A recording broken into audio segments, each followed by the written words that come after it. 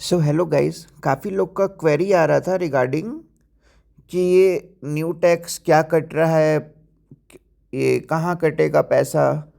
क्योंकि honourable supreme court का एक ऑर्डर आया हुआ था, काफ़ी ईयर से पेंडिंग था। तो वही ऑर्डर आया था, उसके अकॉर्डिंग इस मंथ से हम लोग का पूरे ऑल ओवर इंडिया में जो भी बैंक्स होंगे, ठीक है, उस पे सारे पे ये लागू होगा। तो उसके बारे में मैं बताने जा रहा हूँ। तो इसको सबसे पहले इसको बोलते हैं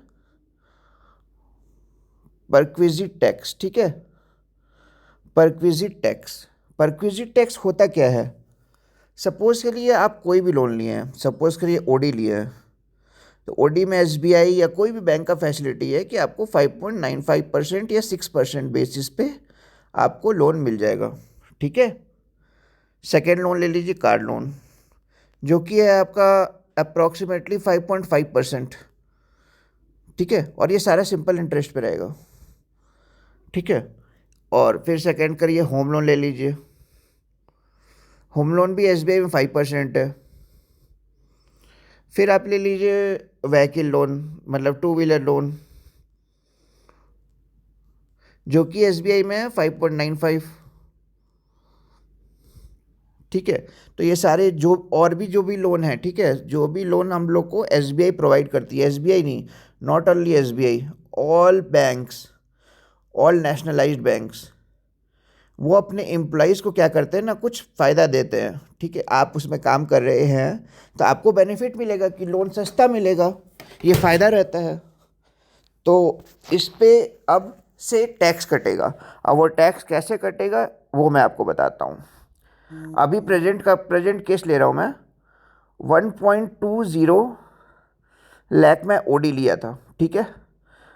ज़्यादा तो मैं नहीं लिया हूँ, बहुत लोग का होम लोन है आपका 30 लैक्स, 60 लैक्स, 80 लैक्स, वो सबको तो ज़्यादा दिक्कत हो रहा है। तो मैं एक नॉर्मल सा केस ले रहा हूँ, उससे आपको ये सारा सिचुएशन क्लियर हो जाएगा कि है क्या परक्विजिट टैक्स, ठीक है। ये कोई भी बैंक के लिए, all nationalised banks in India, perquisite tax.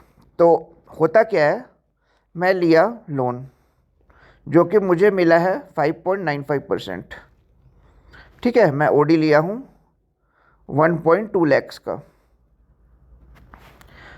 और यही ओडी, इसको बोलते हैं पर्सनल लोन। तो पर्सनल लोन जो मिला है ना, ये पब्लिक रेट में है, सपोज करिए 11.35%। ये पर्सनल लोन का रेट है अभी, ठीक है। ये पर्सनल लोन का रेट है 11.35%। पर्सनल लोन मिलता है, एसबीआई की बात है, बाकी सब में हो सकता है 11.55, जो भी हो, सारे बैंक का यही है केस, ठीक है। पब्लिक रेट है, ये पब्लिक रेट है, और ये स्टाफ रेट है।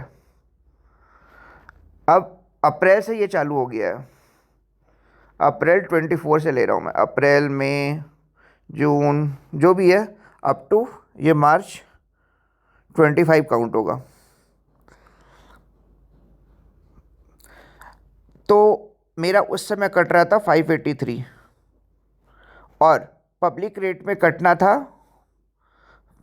ये 583 नहीं कटा था, 500 मान लीजिए, ठीक है। 500 मान लीजिए, 500 कटा था मेरा, ठीक है। और जो कटना था पब्लिक रेट के ही बेसिस पे, वो 1200 कटना था। मैं सिंप्लीफिकेशन के लिए लिया हूँ, आप ज़्यादा वो कैलकुलेशन मत करिएगा। तो 500 और 1200, आपका डिफरेंस कितना हुआ आप खुद करिए।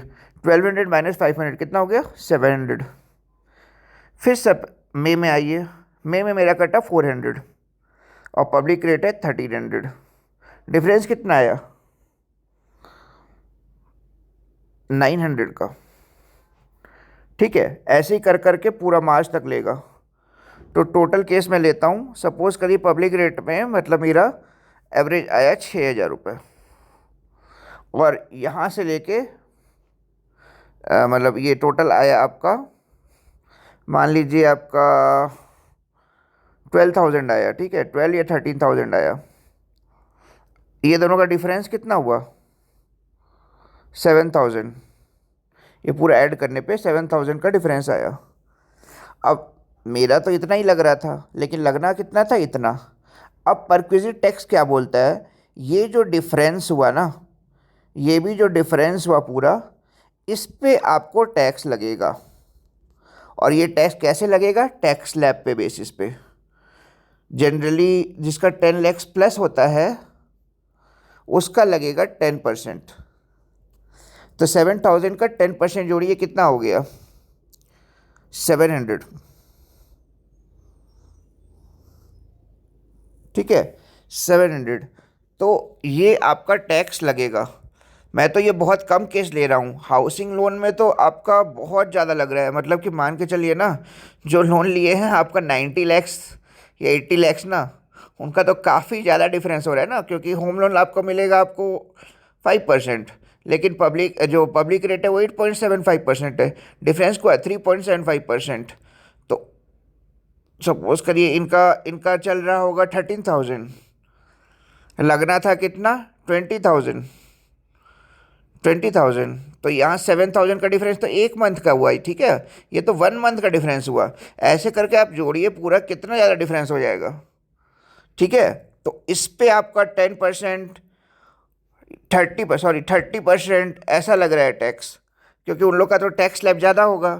अब टैक्स स्लैब आप देख लीजिएगा, न्यू टैक्स रिजीम देख के या ओल्ड टैक्स रिजीम आप देख लीजिएगा, तो मान लीजिए 10 लाख से ज़्यादा ही हो जाएगा। मतलब सैलरी जनरली 10 लाख से ज़्यादा हो जाता है उन लोग का।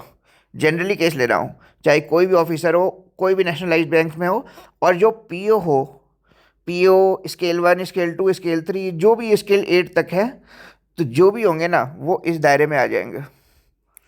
ठीक है, all comes under this category. So after coming in this category, 10%, 30% will be deducted on total amount. So you can imagine how much difference, how much tax will be deducted on their salary. Some are getting in minus, some are getting 30 rupees, some are getting 20 rupees. So this is the case. That's why all bankers are angry on this. Okay, on this perquisite tax. यही था पूरा आपका। तो ये पूरे bankers के लिए लागू होता है। तो यही मैं बताना चाह रहा था, और आप समझ सकते हैं कितना डिफरेंस होने वाला है। Thank you.